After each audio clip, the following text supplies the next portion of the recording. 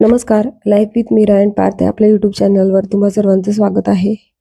तर आजचा जो ब्लॉग आहे तर मीराचा बर्थडे ब्लॉग आहे तर तोच कंटिन्यू केला आहे, कारण बर्थडे ब्लॉग आहे तर त्याचं व्हिडिओज खूप मोठा होता. तर सगळाच व्हिडिओ एकाच वेळेला करता येत नव्हतं, त्यामुळे मी 2मध्ये पार्ट डिवाईड केलेत. तर बर्थडे सेलिब्रेट तर करून झाला होता आमचा, आणि त्यानंतर थोडंसं आवरावर झाली की आम्ही भाज्या घ्यायला गेलो होतो शेतामध्ये, कारण आम्हाला संध्याकाळी परत पुण्याला जायचं आहे मीराची एक्झाम असल्यामुळे. आणि बघू शकतो तुम्ही ऊन भरपूर लागतं, त्यामुळे मी डोक्यावर टॉवेल घेतला आहे. तर साधारणतः 1-1.5 तास तरी आमचा सगळ्या भाज्या काढण्यामध्ये गेला होता. त्यामुळे उन्हाचा त्रास होऊ नये म्हणून आईने टॉवेल दिलं होतं डोक्यावर घेण्यासाठी, कारण आम्हाला जवळपास 1-1.5 तास तरी लागला भाज्या सगळ्या काढण्यासाठी. तर त्यामध्ये आम्ही मेथीची भाजी काढली, कांद्याची पात काढली होती, त्यानंतर पावट्याच्या शेंगा काढल्या होत्या थोड्याशा, आणि लसूणची पात आहे. लसूणची पात शक्यतो तर बाजारामध्ये मिळत नाही, त्यामुळे मी असं घरी गेले की लसूणची पात आणतेच. ज्या वेळेस लसूण लावलेलं असेल त्यावेळेस मी पात आणते, कारण त्या पातीची चटणी सर्वांनाच फार आवडते.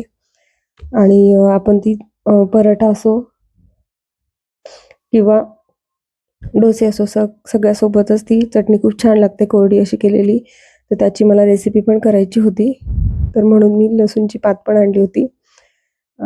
तर अशाच वेगवेगळ्या सगळ्या भाज्या काढण्यामध्ये बराचसा वेळ जाणार होता, आणि सगळ्यात जास्त वेळ तर आम्हाला मेथीची भाजी काढण्यामध्ये गेला.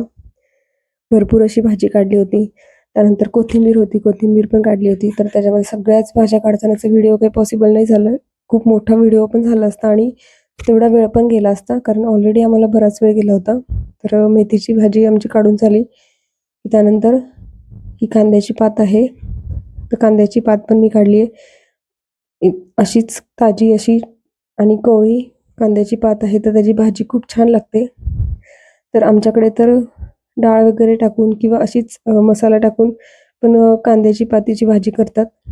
तर बऱ्यापैकी वेळेला मूग डाळ टाकते मी भाजी करताना, आणि हरभऱ्याची डाळ टाकून पण खूप छान होते. पण हरभऱ्याची डाळ भिजवण्यासाठी जरा वेळ जास्त लागतो, आणि ते कधी-कधी लक्षात राहतं, आणि सकाळच्या टिफिनची घाई असते. तर त्यावेळेस हरभऱ्याची डाळ भिजवणं काही पॉसिबल होत नाही. तर त्यामुळे मूग डाळ अगदी लगेच भिजते, त्यामुळे मूग डाळ टाकूनच बऱ्यापैकी वेळेला होते. पण हरभऱ्याची डाळीची जी कांद्याची पात असते तर ती खूप छान टेस्टी लागते. तर कधी-कधी तशी पण बनवते मी, वेळ असेल तर. तर कांद्याची पात काढून झाली, तर आम्हाला पावट्याच्या शेंगा काढायच्या होत्या, आणि मध्येच हे हळद काढलेली होती. तर असं हळदीचा थोडासा व्हिडिओ घेतला मी, आणि भरपूर असे चिक्कू पण आलेत झाडाला. त्यानंतर आम्ही सगळं आवरून घेतलं, आमचं भाज्या वगैरे पॅकिंग केल्या, ते पण व्हिडिओ मला पॉसिबल नाही झालं. त्यानंतर आम्ही आलो वाई मीराच्या मामाकडे. तर इथे पण एक गंमत झाली. मीराच्या केकवर मीराचं नाव टाकण्याऐवजी ज्याच्याकडे केक घेतला त्याने त्याचंच नाव टाकलं होतं. थोडंसं कन्फ्युजन झालं होतं. त्याने नाव मीराचं सांगितलं होतं आणि थोडंसं कन्फ्युजन झालं होतं. तेच आमचं थोडंसं डिस्कशन चाललं होतं. खूप त्याच्यावरून कॉमेडी झाली, आणि नंतर फायनली मीराच्या बर्थडेला स्टार्ट केलं. तर आजीने मीराला औक्षण केलं, मम्मीने माझ्या. नंतर मम्मी, पप्पा आम्ही सगळेच अवनी वगैरे पुण्याला येणार होतो, त्यामुळे आम्ही पहिल्यांदा वाईत आलो, कारण मामा तर काही येणार नव्हता आमच्यासोबत. त्याच्यामुळे इथे बर्थडे सेलिब्रेट केला. तर इथे हे सगळे चिल्लीपिल्ली बसलेत बर्थडेसाठी मीराच्या. आणि त्याच्यानंतर मीराने केक पण कट केला. तर त्याच्यापूर्वी पप्पांनी प्रार्थना पण म्हटली होती. त्यांना केक कट करायची घाई होती, मग त्यांना थोडंसं थांबवलं प्रार्थना म्हणण्यासाठी, आणि नंतर केक कट केला.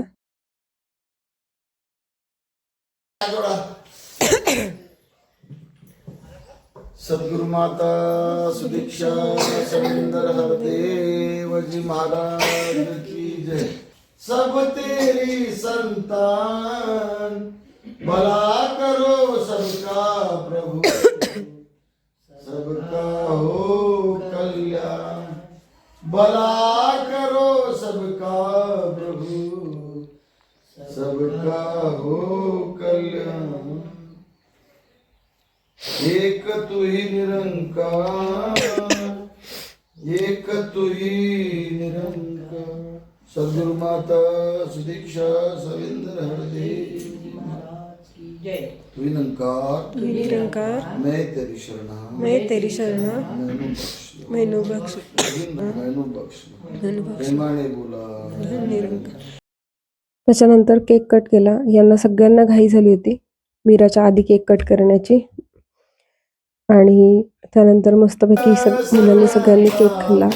आणि त्याच्यानंतर आम्ही थोडा वेळ गप्पा मारत बसलो होतो. जास्त वेळ तर नव्हता कारण परत पुण्याला यायला उशीर झाला असता.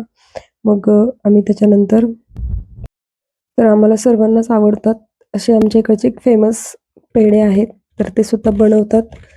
तर खूप छान आणि टेस्टी असे पेढे तिथं मिळतात कवठ्यामध्ये. तर मग आम्ही गेलो तिकडे कवठ्यामध्ये पेढे घेण्यासाठी कारण पार्थलाही आवडतात, अवनीलाही आवडतात आणि आम्हाला सर्वांनाच आवडतात. अगदी ताजे पेढे मिळतात तिथे तर टेस्टी.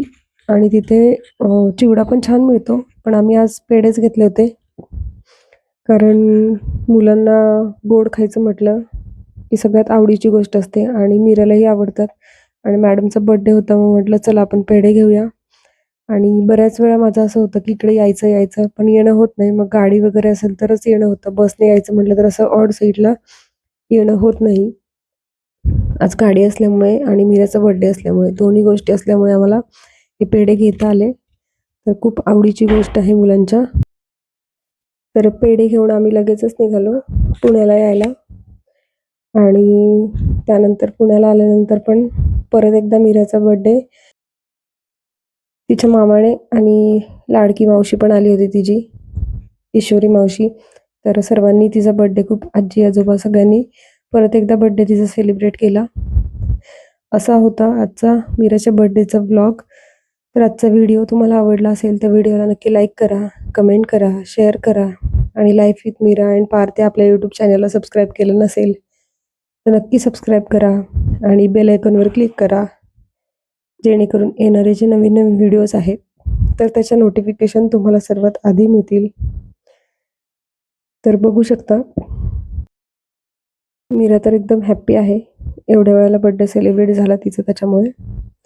आणि सगळे आवडीचे केक तिला खायला मिळेल आज दिवसभरात तिच्या चॉईसचे कारण प्रत्येक वेळेस बर्थडे केक घेण्यासाठी तीच गेली होती.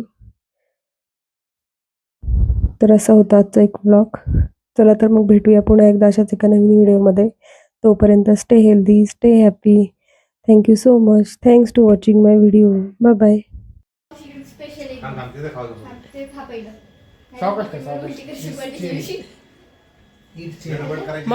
मावशीन दोघीला एक्साइटेड असतात बर्थडेसाठी. झालं